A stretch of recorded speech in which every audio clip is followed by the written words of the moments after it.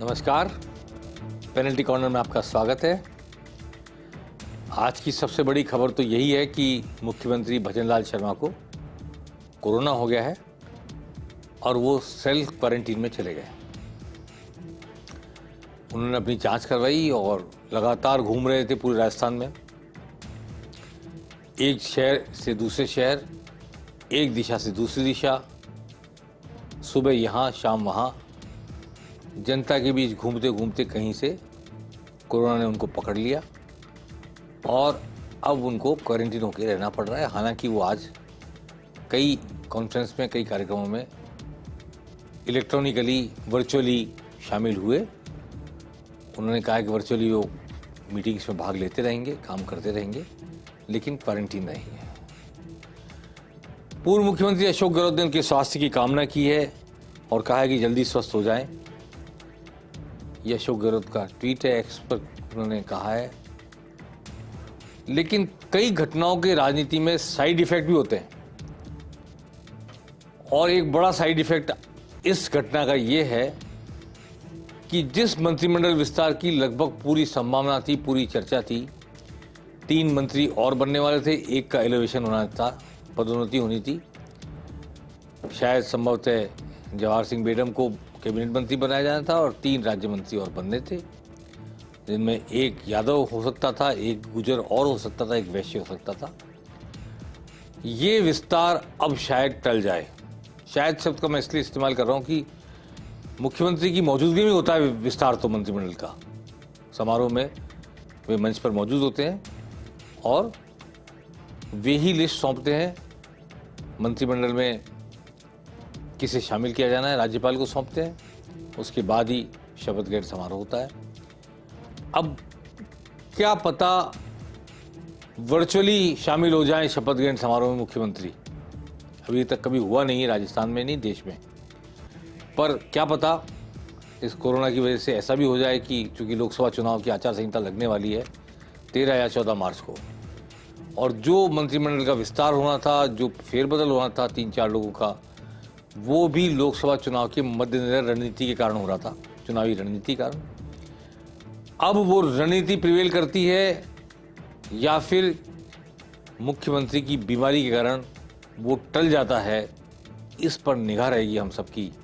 और ये अपने आप में एक राजनीतिक घटना होगी अगर मुख्यमंत्री क्वारंटीन होते हुए भी वर्चुअली शामिल होते हैं शपथ ग्रहण समारोह में। क्या कभी इस तरह आयोजित नहीं हुआ, वो अब आयोजित होगा, ये देखने वाली बात होगी। समय मात्र 1 हफ्ते का बचा है इस कार्य के लिए और शायद मुख्यमंत्री को कोरोना हुआ है तो 1 हफ्ते डॉक्टर उनको क्वारंटीन रहने की सलाह दे चुके होंगे। इसलिए इस बात की उम्मीद बिल्कुल नहीं है कि वे आकर समारोह में शामिल होंगे, मुझे नहीं लगता। तो देखेंगे मंत्रिमंडल का विस्तार होता है या टल जाता है, फिर तो लोकसभा चुनाव के बाद। अब बात करते हैं लोकसभा चुनाव की। महेंद्रजीत सिंह मालवीय क्या गए कांग्रेस से बीजेपी में।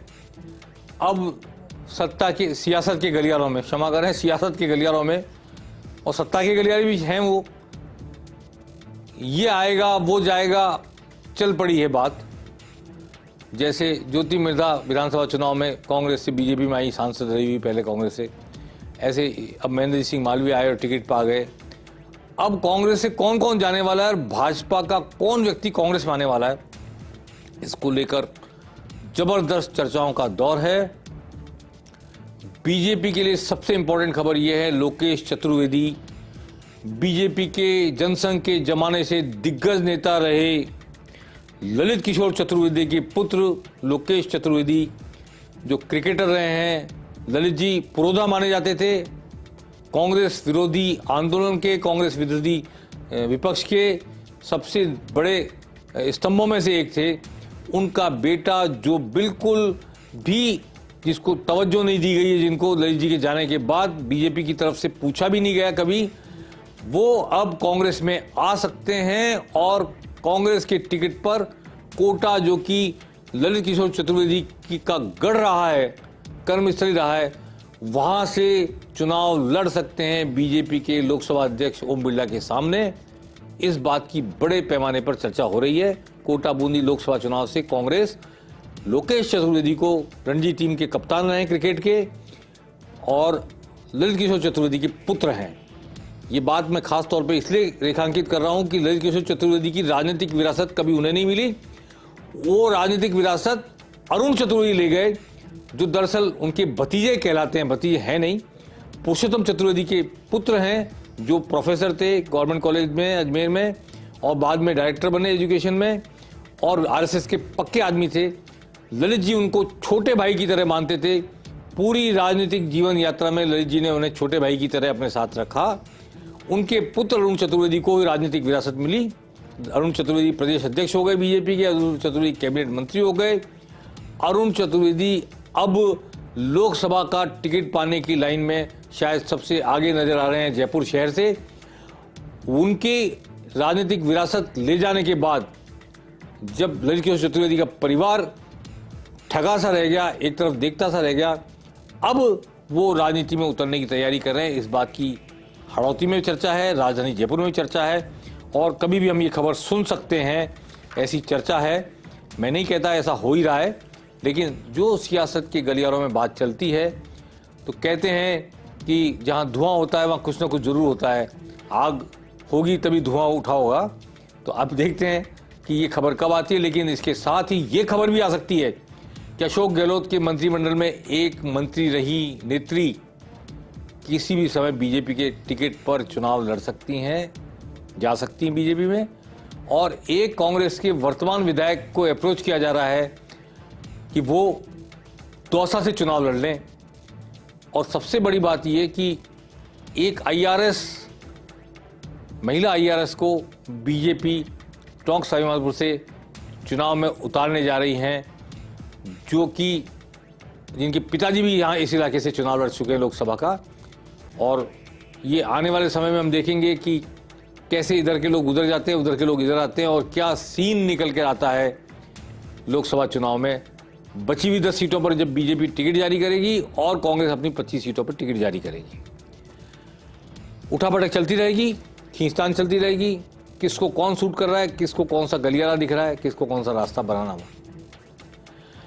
राहुल गांधी कल भारत जोड़ो न्याय यात्रा को लेकर बांसवाड़ा में प्रवेश करेंगे एक दिन के लिए और फिर वापस गुजरात चले जाएंगे, मध्य प्रदेश जाएंगे, गुजरात चले जाएंगे। पहले धौलपुर आए थे एक दिन के लिए, अब वो बांसवाड़ा से। लेकिन बांसवाड़ा में जो उनकी जनसभा होगी उसकी तैयारी के लिए आज रंधावा वहाँ गए, डोटासरा वहाँ गए, टीकाराम जूली भी शायद गए। सब ने जाकर के वो जगह देखी, व्यवस्थाएं देखी और कल राहुल गांधी की कहाँ रैली होगी इसका उन्होंने एक तरह से व्यवस्थाओं का आकलन किया है। राहुल गांधी देख रहे हैं आप, ये कल आपको बांसवाड़ा में दिखेंगे। कांग्रेस में उम्मीदवारों के चयन की कवायद चल रही है। स्क्रीनिंग कमेटी में अंदरूनी सर्वे पर चर्चा हुई और अंदरूनी सर्वे में बड़े नेताओं के नाम निकल के आए कि जिनके नाम आ रहे हैं गोविंद सिंह डोटासरा, सचिन पायलट, अशोक गहलोत, टीकाराम जूली, क्या इनमें से कोई चुनाव लड़ेगा नहीं लड़ेगा, इस पर चर्चा चल रही थी। तो बहुत सारे लोगों ने राय जाहिर की कि बड़े लोगों को चुनाव लड़ने से मना नहीं करना चाहिए। अगर बीजेपी के खिलाफ कड़ी चुनौती पेश नहीं की गई तो मनोवैज्ञानिक हार हो जाएगी कांग्रेस की। इसलिए कद्दावर नेताओं को चुनाव लड़ने से परहेज नहीं करना चाहिए। यहाँ ये भी बात है कि हनुमान बेनीवाल की पार्टी से कोई गठबंधन किया जाए या नहीं किया जाए। हनुमान बेनीवाल की पार्टी को मात्र एक सीट मिली विधानसभा में। पिछली बार उनके पास ज़्यादा सीटें थी, बीजेपी ने गठबंधन किया और उनको एक लोकसभा सीट दे दी थी। अब एकमात्र विधानसभा सीट जो खुद हनुमान बेनीवाल जीते हैं मामूली वोटों से, उनको क्या कांग्रेस गठबंधन करके एक सीट नागौर की देगी?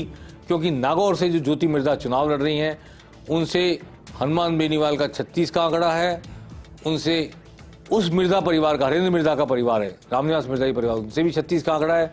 हरेंद्र मिर्धा ने विधानसभा चुनाव में उनको हराया है ज्योति मिर्धा को। तो हरेंद्र मिर्धा का परिवार, रामनिवास जी मिर्धा का परिवार और पॉलिटिकली जो हनुमान बेनीवाल हैं वो भी दोनों इस वक्त ज्योति मिर्धा के खिलाफ है। तो क्या नागौर की राजनीति रंग लेगी खासतौर पर कांग्रेस के लिहाज से, ये देखने वाली बात होगी जब ज्योति मिर्धा विधानसभा चुनाव हारने के बावजूद भी लोकसभा चुनाव में बीजेपी के टिकट पर मैदान में उतार दी गई हैं। लेकिन हरीश चौधरी जैसे कई नेता हैं, दिव्या मदेना भी होंगी, ऐसे बहुत सारे लोग हैं जो हनुमान बेनीवाल के साथ किसी भी प्रकार का गठबंधन नहीं चाहते। हनुमान बेनीवाल का एक ही फायदा है कांग्रेस को कि वो जो जाट वोटों का डिवीजन है वो नहीं होगा। जाट वोट मूलतः एंटी बीजेपी माने जा रहे हैं या एंटी मतलब कांग्रेस के पक्ष माने जा रहे हैं, ये कह सकता हूँ। तो वो किसान वोट है, चूंकि किसान आंदोलन चल रहा है, बहुत सारी बातें हैं, इसलिए उन वोटों का डिवीजन रोकने के लिए, बीजेपी विरोधी वोटों का डिवीजन रोकने के लिए कांग्रेस हनुमान बेनीवाल से हाथ मिला भी सकती है और नागौर की लोकसभा सीट पर बात कर भी सकती है।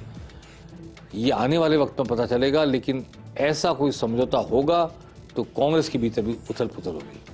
दूसरी बात मैंने कही थी बांसवाड़ा, डूंगरपुर और उदयपुर की सीट के लिए कि क्या बाप को लेकर, बहुत भारतीय आदिवासी पार्टी को लेकर कांग्रेस कुछ सोच रही है कि एक एक सीट दोनों बांट लें। तो उदयपुर और बांसवाड़ा डूंगरपुर में महेंद्र सिंह मालवीय ने बीजेपी में जाकर जो चुनौती बड़ी कर दी है कांग्रेस के लिए, उसका मुकाबला करने के लिए कांग्रेस ज़्यादा सक्षम हो जाएगी, ज़्यादा ताकतवर हो जाएगी, ऐसा मेरा मानना है। अभी 25 की 25 सीटों पर कांग्रेस के प्रत्याशी आने बाकी हैं और बहुत चर्चा है कि राहुल कसवा बीजेपी से कांग्रेस में आ सकते हैं और वो चूरू से कांग्रेस की टिकट पर चुनाव लड़ सकते हैं, क्योंकि उनका टिकट कट गया है। और ऐसा सुनने में आया है कि चूरू में अब विषय बीजेपी का प्रत्याशी और राहुल कसवा नहीं है, बीजेपी का एक अन्य नेता विषय बन चुका है वहां पर, जिनके पक्ष में वोट पड़ेंगे या विपक्ष में वोट पड़ेंगे। पोलराइजेशन होगा वोटों का, ऐसा मेरा मानना है। पेनल्टी कॉर्नर में आज बस इतना ही। लोकसभा चुनाव सामने हैं, 14 मार्च के आसपास आचार संहिता की लागू हो सकती है, चुनाव की तारीखों में घोषणा हो सकती है। अप्रैल में 16 अप्रैल से कभी भी चुनाव 5 या 6 चरणों में हो सकते हैं। हम निरंतर आपको अपडेट करते रहेंगे, बताते रहेंगे पर्दे के पीछे क्या चल रहा है, पर्दे के आगे क्या आ रहा है, उसके क्या अभिप्राय हैं, क्या संकेत है, कौन निशाने पर है और कौन किस पर निशाना साध रहा है। पेनल्टी कॉर्नर में आज बस इतना ही। नमस्कार।